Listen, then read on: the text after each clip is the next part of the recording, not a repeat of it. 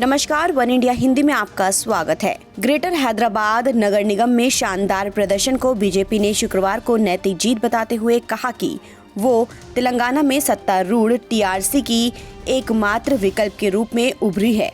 BJP नेताओं ने party के प्रदर्शन की सराहना की, जिसने 48 सीटों पर जीत दर्ज की।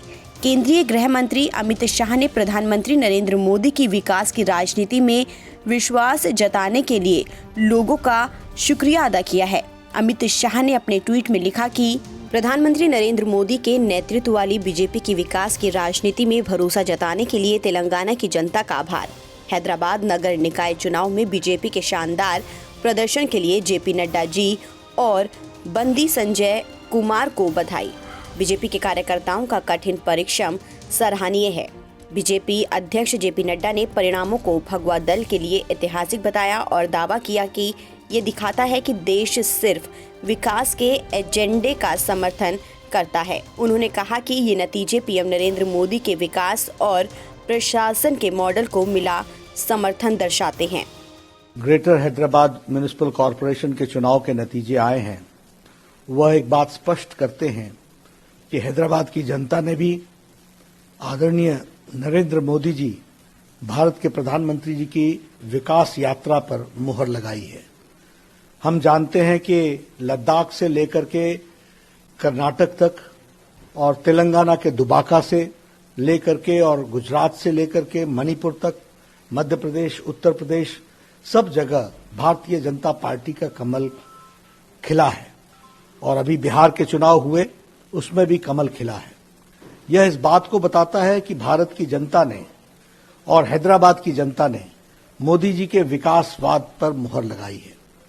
मैं हैदराबाद की जनता का धन्यवाद देता हूं।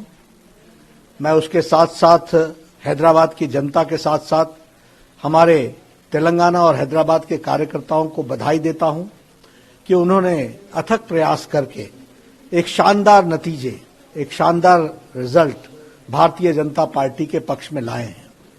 मैं यह भी कहना चाहता हूं कि संजय बंडी जी हमारे अध्यक्ष और उनके नेतृत्व में कार्यकर्ताओं ने बहुत काम किया, उनको बधाई और पुनः हैदराबाद की जनता को बधाई।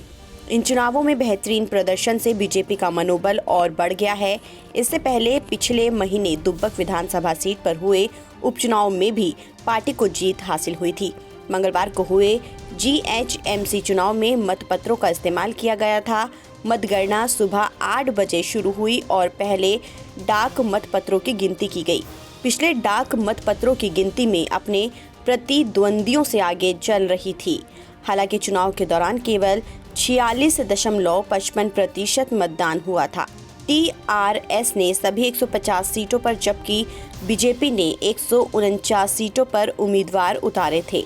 वहीं कांग्रेस ने 146, एआईएमआईएम ने 51 और टीडीपी ने 106 उम्मीदवारों को मैदान में उतारा था। फिलहाल इस खबर में इतना ही। देश और दुनिया की तमाम खबरों के लिए आप बने रहिए वन इंडिया हिंदी के साथ।